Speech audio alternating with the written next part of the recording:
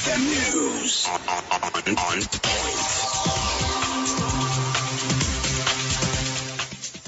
The news on XFM. I'm Chris or Tim. The Electoral Commission here in Kampala has cautioned those vying for the seat of the Lord Mayor in the upcoming general elections to submit their signatures for verification not later than today. The presiding officer for the Kampala District Electoral Commission, Frederick Muaya, says that they only received signatures from 5 out of the expected 7 candidates who expressed their interest to stand for the seat of the Lord Mayor in the 2021 general elections for Kampala City. Muaya adds that 2 of the 7 candidates have not yet submitted their signatures for verification, thus asking the candidates for their cooperation. The following who have submitted papers and who have been verified for Lord Mayor. We have Mr. Sendagire Isaac, who has been totally verified and who has planned to come tomorrow at 11 o'clock in order to be declared. We also have Mr. Kawoya Innocent, who is an independent. We have Mr. Mayanja Joseph, who is an independent. We have Mr. Elias Lukwago, who is from FDC, vying for Lord Mayor. We have Mr. Lule Ben, who is an independent. We have Miss Beatrice Kayanja, who is in DP.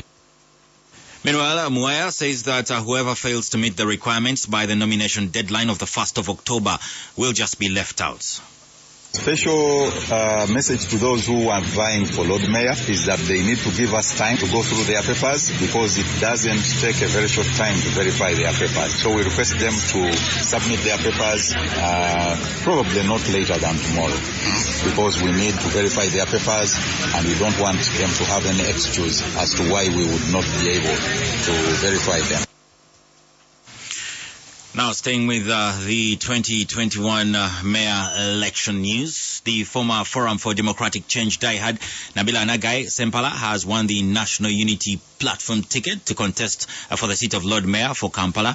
Nagai, who has been the woman MP of Kampala since 2006, tried to submit her expression of interest forms of the Lord Mayorship in the FDC's Electoral Commission, but these were rejected for failure to meet the deadline for that party. However, following her brother-in-law Latif Sebagala's decision to turn down the NUP ticket last week, Nabila submitted her expression of interest forms at NUP.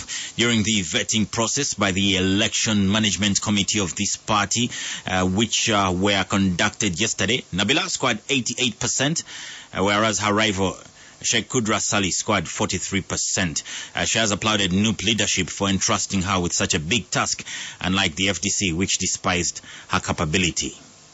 I have the experience. Who better to serve NUP and the young people, including women and children, other than Nabila Nagai Sempala. So I want to assure the nation that this wave, this revolution, is also going to involve women. And I'm there as a symbol that NUP will work with women, that NUP has, respect for women, and does not patronize them. Oh, can you manage?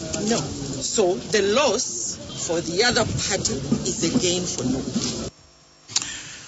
The Ministry of Internal Affairs has directed all tourists intending to visit Uganda to use the online electronic visa application system to apply for visas. The ministry spokesperson Jacob Semunyu says the electronic visa application system is a new move that was installed to ease the process of acquiring visas. The tourists will require visas. We encourage tourists to apply for visas online and have an online approval of visa. And then, in addition to the COVID-19 negative certificate, plus your travel itinerary for the tourists. He adds that the Internal Affairs Ministry has embarked on processing the students' pass for foreign students intending to continue with their studies in Uganda. So we have foreigners who study in Uganda. And to study in Uganda, you need a student's pass. We shall resume processing of students' passes. We had halted because schools were closed, and processing of students' passes will also resume. Now in world news, The number of people worldwide who have died with COVID-19 has passed 1 million, researchers say, with many regions still reporting surging numbers of new infections. The tally by the Johns Hopkins University shows that deaths in the US, Brazil and India make up nearly half that total. Experts caution that the true figure is probably much higher. UN Secretary General Antonio Guterres called it a mind-numbing figure and an agonizing milestone. Yet, we must never lose sight of each and every individual life, he said in a video message. Now in sports, Liverpool's new £45 million signing, Diego Jota, grabbed a home debut goal as the champions demonstrated their determination to retain an iron grip on their Premier League crown by coming from behind to record an impressive 3-1 victory against Arsenal at Anfield in a Premier League game played last night. The Gunners, who had won their opening 2 league games, went ahead after 25 minutes when the Frenchman Alexandre Lacazette took advantage of Andrew Robertson's error to bundle a close-range finish past Alisson, but ended well beaten. Liverpool, who maintained their 100% start to the season and moved second behind Leicester City, responded instantly as man of the match Sadio Mane pounced 2 minutes later after the Arsenal goalkeeper Bernard Leno could only push out Mohamed Salah's shot. That's the latest XFM News. XFM News on point.